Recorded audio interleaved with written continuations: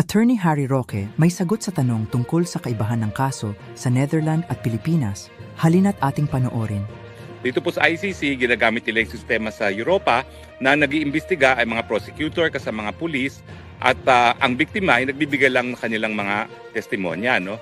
Pero sa Pilipinas po, talagang kukuha ka ng abogado kung ikaw ay naging biktima ng krimen at ikaw talaga ang magkakaroon ng case build-up. Pagamat paminsan-minsan po ang kapulisan, lalong-lalo na sa mga kasong murder, sila naghahanda ng case build-up. No? Pero karaniwan po na demandahan sa Pilipinas, ang mga biktima ang siyang nagke-case build-up. No? So sa akin po, ang aking naging posisyon dyan, mas okay yung tinatawag na adversarial kasi nga yung estado na ang naghahanap ng ebidensya. No? Pero ang ayaw ko lang dito sa inquisitorial system na ito ay yung sa bandang huli matapos na nakulong ang akusado tsaka pa lang niya malalaman ang mga ebidensya laban sa kanya. 'Di ba po, no? Dahil nagkakaroon na ng